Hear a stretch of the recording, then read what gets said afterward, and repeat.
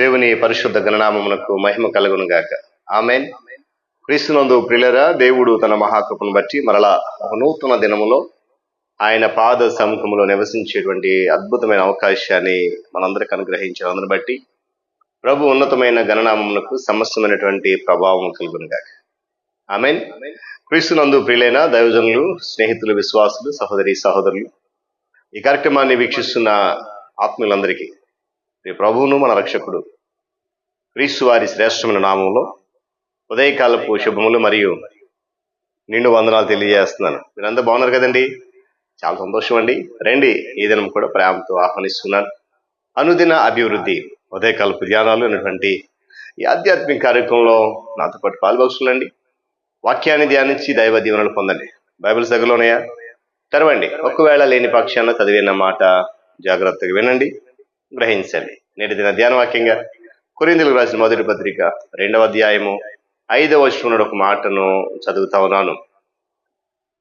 నేను మాట్లాడినను సువార్త ప్రకటించినను దేవుని శక్తిని కనపరుచు దృష్టాంతములనే వినియోగించి తిని. దేవుడు తన పరిశుద్ధ లేఖను భాగాన్ని మన కొరకు దీవించును గాక. ప్రార్థన చేద్దామా?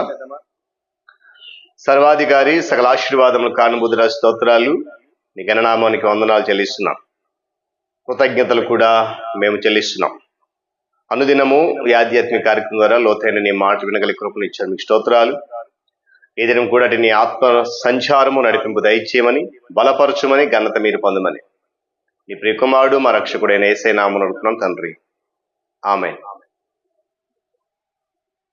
చాలా సంతోషం ప్రియులారా, చదవనటువంటి ఈ మాట జాగ్రత్తగా మనం గమనిద్దాం. ప్రతి విశ్వాసిలోనూ, ప్రతి క్రైస్తవ జీవితంలో కూడా నమ్మకము అనేటువంటి ఒక అద్భుతము దాగి ఉండాలి. కారణం ఏంటంటే మన జీవితము దాని మీద మాత్రమే ఆధారపడి నడిపించబడుతున్న సత్యాన్ని మనం ఎప్పుడు కూడా మర్చిపోదు. చదువునటువంటి ఈ వాక్య భాగాన్ని గమనించినప్పుడు ఈ వచనంలో మనం తెలియజేస్తున్న మాట ఏంటంటే, పౌలు గారు ఆయన వాస్తవానికి ధర్మశాస్త్రంలో నిష్ణ కలిగినటువంటి వాడు, గొప్ప వక్త. అంతేకాదు తాను దైన్య వచనాలతో మాట్లాడుతున్న చెప్పట్లేదు, కానీ తాను ప్రకటిస్తున్నటువంటి సువార్త, దేవుని యొక్క మాటలు గొప్ప వక్తలకు కాకుండా దేవుని శక్తిని ప్రస్ఫుటంగా వెల్లడి చేయడం కొరకే నేను మాట్లాడుతున్నానండి అని చెప్తున్నాడు. యేసుక్రీస్తు ప్రభు వారిలో విశ్వాసం కలిగి ఉండడం అనేది కేవలము విమోచన ద్వారా వనగూడేటువంటి అద్భుతం మాత్రమే. ఈ సత్యాన్ని మనం ఎవరూ కూడా మర్చిపోదండి దయచేసి. మనందరికీ చాలా వాక్చేతలు బాగా మాట్లాడగలుగుతాం. కొంతమంది నచ్చ చెప్పేటువంటి అలవాటు ఉంది, కొంతమందికి బ్రతిమలాడే అలవాటు ఉంది, అయ్యా రండి. అయితే దేవుని యొక్క మాటలు బోధించేటప్పుడు మనకున్న వాక్చాతుర్యం బాగా మాట్లాడగలని నేను అనుకుంటే తప్పు. నచ్చ చెప్పేటువంటి లక్షణం లేకున్నా, బ్రతిమాలేటువంటి అలవాటు లేకున్నా కూడా ఈ 3 విషయాలు, వాక్చాతుర్యం కానీ, నచ్చ చెప్పే విధానం కానీ, బ్రతిమలాడడం ద్వారా కానీ నీవు నేను ఎవ్వరం కూడా ఏ ఒక్కరిలో కూడా విశ్వాసాన్ని మనం పెంపొందించలేము. ఈ సత్యాన్ని మర్చిపోద్దు. నచ్చ చెప్పడానికి ప్రయత్నం చేయొద్దు, బ్రతిమలాడడానికి ప్రయత్నం చేయొద్దు. దేవుని శక్తిని ప్రస్ఫుటంగా వెల్లడి చేసేటువంటి సువార్తను మనం చెప్పినప్పుడు ఎవరు బ్రతిమలాడాల్సిన అవసరం లేదు. దేవుని స్తోత్రం కలుగును గాక. లేదా విశ్వాసం కలిగి ఉండడం అనేది కేవలము దేవుడిచ్చేటువంటి శక్తితో మాత్రమే సాధ్యమండి. విశ్వాసం కలిగి ఉండడానికి మానవునికి సహాయం అవసరం లేదు. నీకు ఎవరు సహాయం, నీ విశ్వాసం ఉండండి, జాగ్రత్త అండి, కాబట్టి మానవుని యొక్క సహాయం నీకు అవసరం లేదు నువ్వు విశ్వాసంగా జీవించడానికి. సువార్త ప్రబోధం ద్వారా సృజనాత్మకమైనటువంటి విమోచన కార్యం మొదలవుతుంది. సువార్త మన వ్యక్తిత్వం మూలంగా ఎవ్వరిలోనూ విమోచన కార్యం మొదలు కాదు. నేనే చెప్పాను, మన యొక్క మాట తీరు బాగున్నా, నచ్చ చెప్పే విధానంలో కూడా ఎవ్వరు కూడా గమనించలదే కలిసి. చూడండి, నిజమైనటువంటి ఆ విశ్వాసం, శక్తివంతమైన విశ్వాసం నీలో ఉన్నప్పుడు దానిని దేవుని శక్తితో మరింత బలపరిచి నీలో ఆ విమోచన కార్యం అనేది జరిగిస్తా. పౌలు దేవుని సువార్తకు ప్రతినిధి లేదా రాయబారైన.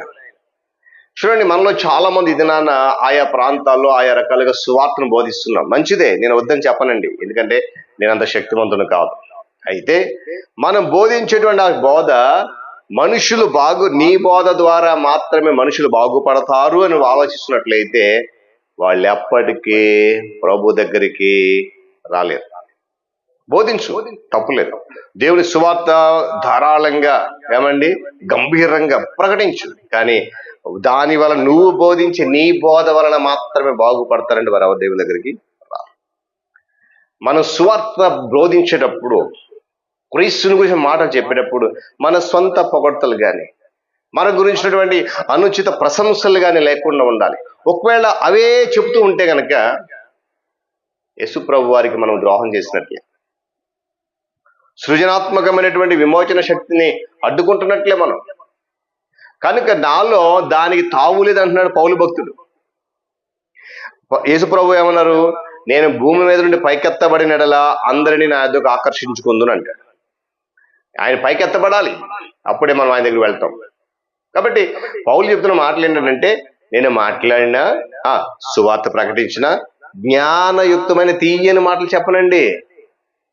పరిశుద్ధాత్మను, దేవుని శక్తిని ప్రస్ఫుటింపజేసేటువంటి దృష్టాంతాలు ఏవైతే ఉన్నాయో, దేవుని శక్తిని ప్రసరింప చేయగలిగినటువంటిది ఏదైతే ఉందో దానినే నేను వినియోగిస్తాను. అంటే పౌలు పట్టబడిన తర్వాత తనలో ఉన్న ఆ నమ్మకం ఎంత గొప్పదో చూడండి. కాబట్టి ఉదయకాల సమయంలో మనము కూడా అలాంటి నమ్మకం అనే అద్భుతాన్ని వనగూర్చుకోవాలి. నీ జ్ఞానం ఉంది, నేను కాదన్నట్లు ఒప్పుకుంటున్నాను. నీకు మాట్లాడగలిగేటువంటి వాక్చాతుర్యం ఉంది, నేను కాదన్నట్లే, తప్పు లేదు. కానీ ఆ వాక్చాతుర్యం వల్ల నీవు ఎవ్వరిలోనూ విశ్వాసాన్ని పెంపొందించలేవు. పౌల అందుకొరకే తన సొంత శక్తిని కానీ తన సొంత జ్ఞానాన్ని ఉపయోగించకుండా దేవుని శక్తిని ఆశ్రయించాడు, దానినే బోధించాడు. అనేక మంది నశించిపోతున్న వారిని ప్రభు మార్గంలో తీసుకురాగలిగాడు, విశ్వాస జనాంగంగా మార్చగలిగాడు. అలాంటి ఒక బాధ్యత ఈరోజు ప్రభు నీకు ఇచ్చాడు. కనుక ఆ బాధ్యత నెరవేర్చడానికి వెనక బయటగా చూస్తున్నా, ఆ బాధ్యత నెరవేర్చడానికి తప్పిపోవద్దు, ఆ బాధ్యత నెరవేర్చడానికి సడుక్కోవద్దు, జారిపోవడానికి ప్రయత్నం చేయద్దు. నిలబడు ధైర్యంగా. నమ్మకమైన అద్భుతం నీలో వనగూడే విధంగా ప్రభు పాదాల దగ్గరికి వచ్చినప్పుడు మనం మాట్లాడే ప్రతి మాట ప్రభు ద్వారా అయితే, ప్రభుదై ఉన్నట్లయితే తప్పకుండా ఆ వ్యక్తి మారతాడు. అట్టి కృపలో పరిశుద్ధాత్ముడు మనల్ని నడిపిస్తాడు. ప్రార్థన చేద్దాం. నమ్మదగిన మా తండ్రి, మీకు వందనాలు. తిరిగి నూతన ఉదయకాల సమయంలో పౌలు నా తండ్రి సువార్తను బోధించేటప్పుడు తీయని మాటలు పలకకుండా, జ్ఞానయుక్తమైన మాటలు మాట్లాడకుండా మీ శక్తిని ప్రస్ఫుటింప చేసేటువంటి మాటలే మాట్లాడాడు. ఎంత గొప్ప తీర్మానం. ఈరోజు అలాంటి నమ్మకమైన అద్భుతం మన జీవితం దయచేయండి. ఒకవేళ మేము ఏదో పైకి విశ్వాసం కనబడుతున్నాం, మేము మా విశ్వాసంలో శక్తి లేదేమో, ఈ మాటలు మాలో బింబదింపచేసి బలపరిచి విశ్వాసాన్ని అభివృద్ధి పదం నడిపించి కృప చూపించండి. ఈ కార్యక్రమం ద్వారా ఇంకా అనేక మందిని ఫలభాసనం చేసి ఫలభరితంగా మార్చండి. ఈ కార్యక్రమాన్ని మీరే దీవించండి, మహిమ పొందండి. క్రీస్తు వారి యేసు నామములో ఈ ప్రార్థన అడుగుతున్నాను మా తండ్రి, ఆమేన్. త్రియేక దేవుని దీవెన, ఆయన సన్నిధి కాపుదల సదాకాలము మనందరికీ తోడు నడిపించును గాక. ఆమేన్.